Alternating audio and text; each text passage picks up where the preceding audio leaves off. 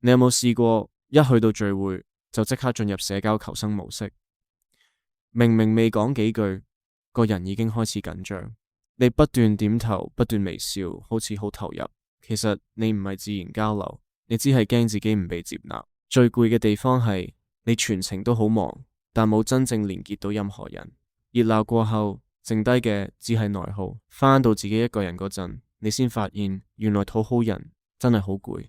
更加難受嘅係，別人未必真係記得你。你好努力想被睇見，但大家好似都只係匆匆經過。嗰種失落感，好多人都試過。於是你開始問自己，係咪我唔夠好？係咪我唔夠有魅力？我哋成日以為魅力係天生嘅，係型仔靚女先有嘅特權。其實呢個理解本身就已經誤導咗你。當你成日為咗迎合別人而調整自己，你其實係一步一步為自己起緊一座監獄。呢座監獄個名叫討好。慢慢地，你會將自我價值綁喺 like、回覆、反應同人哋眼光上面。你越在意，越失去自己。所以我想問你一個問題：你上一次真係為自己想做而做嘅事係幾時？如果你一時間答唔出，唔使自責。呢個可能只係代表你已經太耐冇將注意力放返喺自己身上。當一個人開始用別人嘅認同取代自己內在嘅感受，魅力就會慢慢消失。因為人一旦失去自己，連眼神都會變得飄忽。而更加麻煩嘅係，我哋個腦本身就唔係設計嚟令你放鬆社交，佢好多時只係想保你唔好出事。心理學上成日講，我哋有一部分好原始嘅腦會特別在意威脅，只要你覺得自己有機會被否定，佢就會即刻拉警報。於是一句冷淡嘅回應，你會記到好深，但幾個友善眼神，你反而完全忽略。呢個就係大腦對負面特別敏感。當你不停喺心入面問佢會唔會唔中意我，你望出去嘅世界都會變得越嚟越危險。一覺得有威脅，你個人就會縮起，硬晒，亂晒。你以為自己只係有啲緊張，其實身體已經進入咗戰或逃模式。所以點解有啲人一緊張講說話會怪怪地，動作又唔自然？因為佢唔係唔想放鬆，而係個腦根本唔俾。但好消息係，真正影響人生幸福感嘅唔係你有幾識表演自己，反而係你有冇建立到好關係。哈佛一個跟咗好多年嘅研究發現，人生最重要嘅幸福來源唔係錢，唔係名氣，而係良好嘅人際關係。即係話，魅力嘅核心從來都唔係表現，而係連結。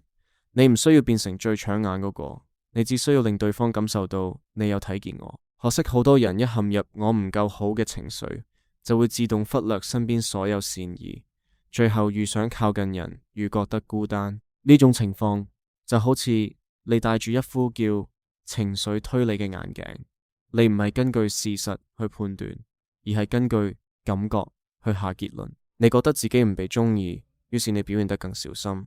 你越小心，越唔自然，越唔自然，又越難建立連結，惡性循環就咁開始。咁點算？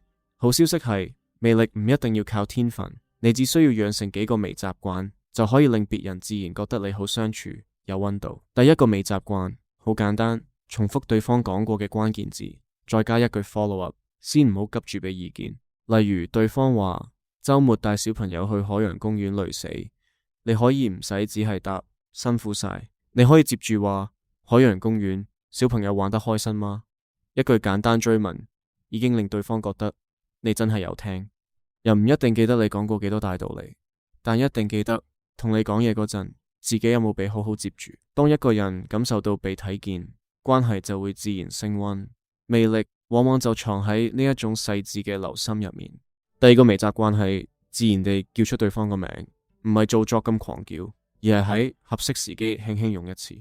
開場嗰陣用名去打招呼，會令對方即刻感覺到你唔係隨便應酬佢，你知道佢係邊個。講到中間再自然咁叫一次名，個連結感會更加實。因為每個人最熟悉、最有反應嘅聲音之一就係自己個名。到對話結尾，如果你再用一次名去收尾，嗰種被重視嘅感覺會留得好耐。聽到自己個名，大腦往往會特別留意。呢個微小動作係你同陌生人拉近距離嘅快捷鍵。所以有魅力唔係因為你識講好多，而係你識令對方感到我唔係路人，我係被你放在心上。第三個微習慣叫做具體讚美，真誠永遠比公式化更有力量。只係講一句你好叻，其實太空泛，人聽完會開心，但未必覺得你真係了解佢。如果你肯花幾秒鐘觀察對方，你會發現每個人都有值得欣賞嘅細節。重點係你有冇留意到？例如你可以講，我幾欣賞你分析問題嘅角度，成日睇到我哋忽略咗嘅位。呢種讚美先真正入心，因為具體先代表真誠。當人感受到你唔係隨口講，而係真係有看見佢，距離會一下拉近。而好有趣嘅係，當你習慣留意別人優點，你自己對世界嘅感受都會變好，因為你訓練緊自己睇見美好。第四個微習慣，同你講嘢嘅內容冇直接關係，而係同你個人狀態有關。你講嘢時唔好硬到好似石像咁。如果你全身繃緊，手腳僵硬，對方個身體都會不自覺跟住緊張。人與人之間情緒係會互相感染，所以你要練習嘅唔係浮誇動作，而係一種自然、舒服、鬆開少少嘅存在感。講說話嗰陣用少少自然手勢已經夠，你唔需要演講式揮手，只要俾人感覺你係放鬆就得。有時你輕輕掂一掂杯，整理一下桌面，呢啲小動作都會傳達一個訊息：我而家好自在，我唔需要急。當你個人狀態穩，對方會更容易安心。魅力有時唔係發射出嚟，而係你散發出一種唔使防備嘅空氣。放鬆會令人想靠近，繃緊會令人想退後。呢個唔係道理，而係身體直接感受到嘅信號。第五個微習慣可能係最有後勁嘅一個，記得對方上次講過嘅小細節。你唔需要記住全部，只要記住一件對對方有意義嘅事，已經夠強。呢個習慣會令你由普通認識變成有心嘅人。例如你下次見面可以問，你上次睇過個考試考成點樣？對方通常會即刻感受到分別，因為大部分人都習慣咗被敷衍。有人真係記得，會令人覺得好溫暖，好被尊重。呢種 follow up 其實就係建立信任最快嘅方式之一。信任一高，魅力自然跟住嚟。但講到底，所有技巧都有一個前提：你願唔願意停止再用討好去換安全感？因為真正有魅力嘅人唔係令所有人都中意自己，佢哋係有勇氣接受，唔係每個人都會中意我。當你唔再孭住我要人人都滿意呢個包袱，你成個人會突然輕咗，你先有空間做返自己。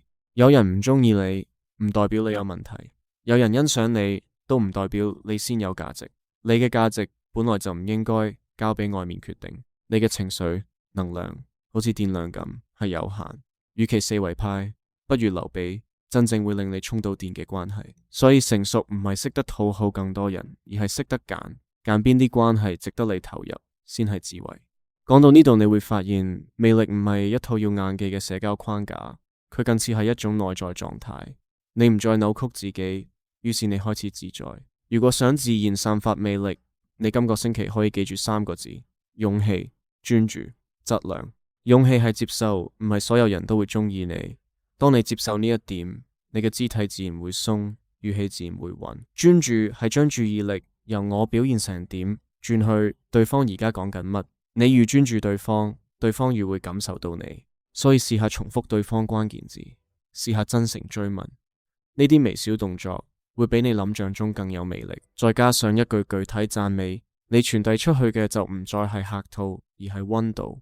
人會記得溫度，唔係記得模板。質量係提醒你，真正重要嘅從來唔係朋友數量，而係關係深度。幾個真心嘅人勝過100個泛泛之交。關係係要慢慢澆灌嘅，你肯留意，肯記住，肯跟進，連結就會慢慢長出嚟。最終你會發現，最有魅力嗰種狀態，其實唔係你好識應酬，係你可以好安靜咁做自己，都令人覺得舒服。如果你都想慢慢練返呢種自在，呢條片就由今日開始，揀一個微習慣去試，唔使一次過做晒，細細步已經好夠。如果你想繼續透過棍仔講經，一齊重塑自己，整理內心，記得訂閱，加入我哋會員，支持呢個頻道繼續做更多內容。我哋下次再傾，拜拜。